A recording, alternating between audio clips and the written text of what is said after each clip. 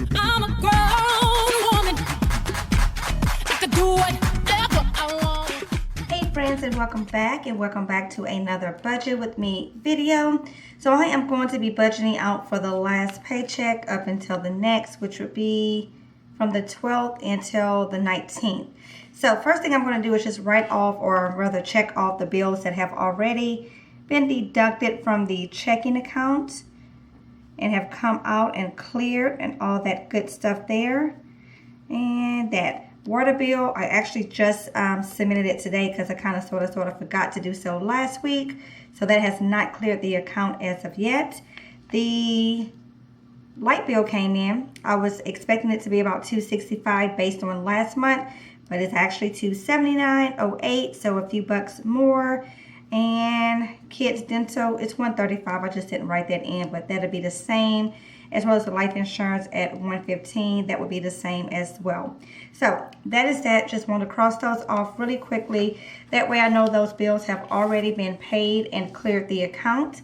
All right, so first things first is to see what all we're working with from this past paycheck and funds coming in and so on. So I have all that on my phone here. So I'm just going to write that down. So hubby got paid last Friday, which was the 12th, and check was $527.17. Also received money from Side Hustle, which is the coaching that he does for the sports. That was $250. I received $510 for daycare. I had a formal family, 2 kids that needed care while they went out of town, so I kept the kids. They came Thursday and stayed with me until Monday, so I made some money from that. And then my kids for this week as well, so that's a total of $510. And then I also did some reselling on Sunday, and that was $189.50. So we're going to add that in. So let's add that up.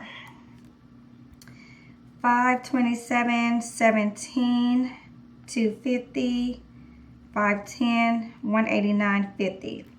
That's a total of $1,476.67. Let's go ahead and take out for ties on that. All right, so 148. All right, so let's see what needs to be paid. We have the kids dental that will be coming out. Well, actually, let me take out the monies that we already spent, because I did end up spending some money this weekend. I had to get the carpet cleaned upstairs in the bedroom. Lola had an accident Saturday night. Saturday night going into Sunday morning. So it was like 6 in the morning, y'all, whole situation. So anyways, I had to get that done. So that was $60 there. And then we went to a birthday party on Saturday. I took out $40 for birthday gift. I didn't stop to the store, so I just gave the birthday kid $20 cash, and then the other $20 I used to pay for my kids. It was actually like at one of those little jumpy house places, and we only had 2 kids that should have been on the list, but because I had the extra kids with the daycare babies I kept, I went ahead and gave $20 to cover, you know, them being at the party, jumping and all that stuff there. So anyways, that money has already come out, $60 and then $40. Then we have, let's see, pest control. No, that was paid last pay period that came out. So we're good there. I need to take out $100 for auto gas for sure. So we need $100 for that. And then the dental for the kids needs to come out as well. And that covers Jada's braces. So let's add all that up. 148, 60, 40, 100, 135. Okay, minus 1476.67. That leaves us with 993.67. All right, so light bill, the life insurance, light bill, and gas bill are the only bills left outside of our mortgage. So I'll just take care of that on the next check. Let's see, today is, okay, so we have 2 more paychecks coming in. So the 19th and the 26th, 2 more paychecks coming in that will be able to cover that, those expenses there. So that works. Okay. So $993.67.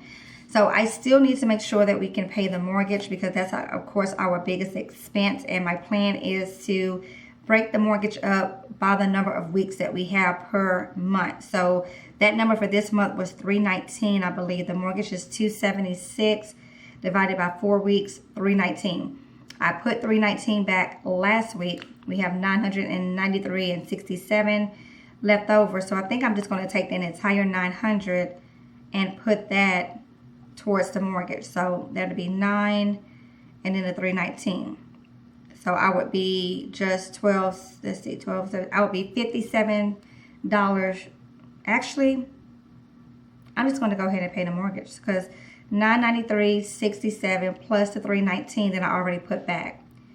That's more than enough to cover the mortgage. So that's what I'm going to do. So let me do it this way. Let me add $319.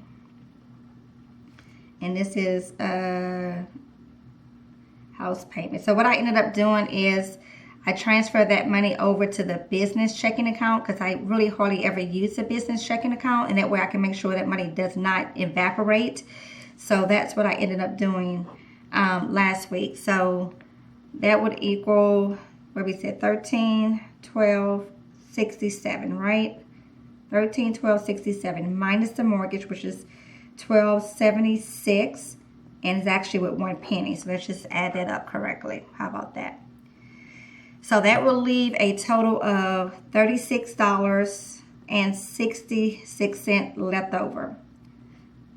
And I'm just going to leave that in the checking account. And that'll be that. Now, okay, so let's go back to some basics here. So I'm taking out $100 for auto gas. We have $40 left in the auto gas envelope. So that's going to cover us. So that'll be enough to cover us. Make sure that's accurate.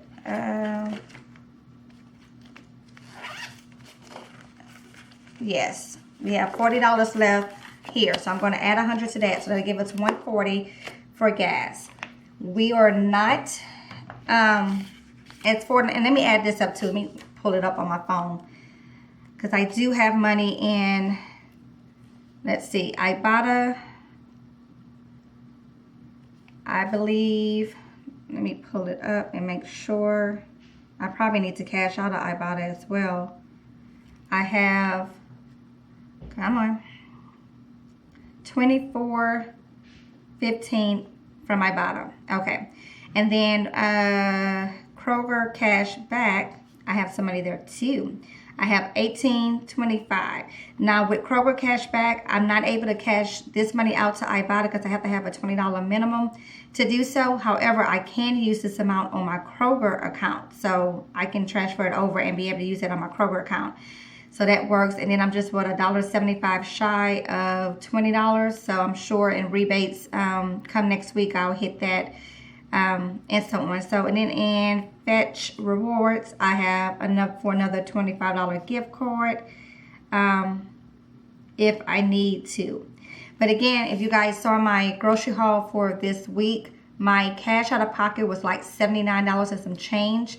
But once all the rebates are accounted for and I receive them back, which I have, I'm at $55. So well under budget. And the amount that I took out last pay period, or that I allocated, was a total of $91 for groceries, which actually $66 worth in cash because I had $25 gift card I did from Fetch, which I have not even used. My plan was to go and pick up some stuff from Walmart, but I never made it to Walmart.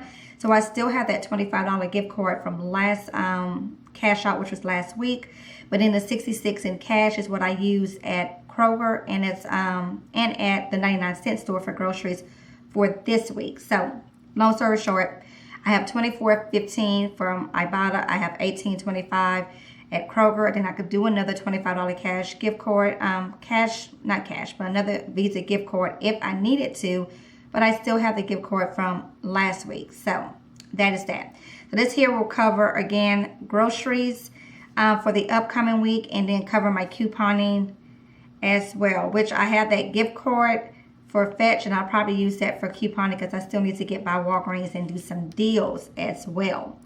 So that'll be that. Okay. So this is where we're at. I'm trying to, my goal and my plan, y'all, is to not touch the emergency fund as much as possible. We can just live on what we're able to bring in. That would be ideal until the husband's income increase, of course, it picks up, and we're back at supporting ourselves off of the full-time W-2 income, as well as what the daycare will bring in our side hustles, and so on. So my goal is to really not deplete that savings account, and just make it work with what we have. That's it. Make it work with what we have. And the thing is that we don't need anything, truth be told, as far as food. Like you guys see my hauls, you guys see that I stock up on things. So we have a really good stock pantry as well as freezer. It's more so just those weekly staple items, and then when there are rock bottom prices on things, like it was with the cereal at Kroger's this past week, it's like, okay, I have a little extra funds. I can go ahead and stock up on those things and fill up the pantry just to keep it going. Because this summer, y'all, and these kids are eating everything. So anyways, that is that pretty much. So we are good on that. So $1476.67 was the total income from this past week. Ties, carpet cleaning, birthday, auto gas, dental, and then the rest of this is just going to go to the house payment. So my house payment will be paid for the month of August, so I don't have to worry about that. And then I'll start back over with putting back money each week for the pay to pay the mortgage. Let's see, how many weeks do we have in August?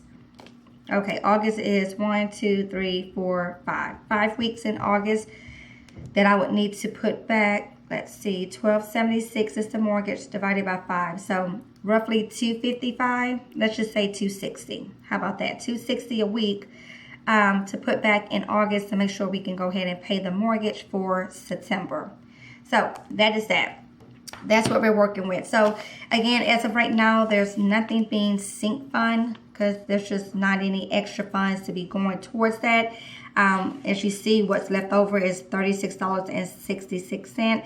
I'm just going to leave this in a checking account. Just, you know, if something happens, so on and so forth, a few bucks will be in there. Or if I'm out and about, I need to slide my cord, or the hubby needs to slide his cord, there's a few bucks in there to do so without having to take money out of the savings account. Again, that's my goal there. Then I'm going to utilize my couponing rebate apps to cover groceries and continue to be able to coupon and so on. So that is that.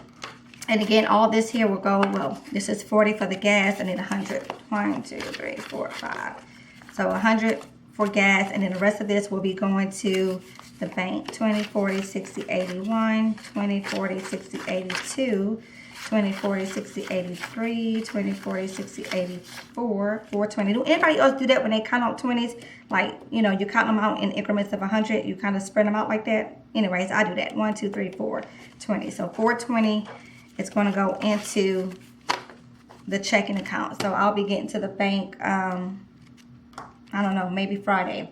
Or if not, the hubby can go. And then I have the $189 in PayPal from reselling. So I'm going to take that and transfer it over to the checking account. And that'll be that. So let me write that out for myself. I have $520 in cash. I like to see how it's all divided up. And then 777.17 was the checking account. And then 189 PayPal. So I can kind of see where the money is pretty much. So that is that. So again, I'm just going to take that PayPal money and transfer it over to the checking account, and it will go in to cover these bills here. This cash will get deposited and we shall be done. How about that? As always, guys, thank you so very much for joining me. Definitely be sure to like, comment, share, and subscribe if you have not done so already. Definitely comment down below. Let me know how your budget is going. If you budget weekly, or if you paid weekly or paid bi-weekly, how do you go about budgeting? Is it once the money come in, you figure out where to allocate it, or do you pre-budget to kind of pre-plan, okay, I'm expecting my income to be this, and this is what I'm going to allocate it to. That's typically how I would budget out, but since we are in such this funky stage of limbo land, if you will, I'm just like, when the money come in, I'll tally it all up, see what it is, and then figure out where it's going to go. Like, that's how I'm budgeting at the time being. So it is what it is. But with that being said, thanks so very much. And until next time, guys, bye.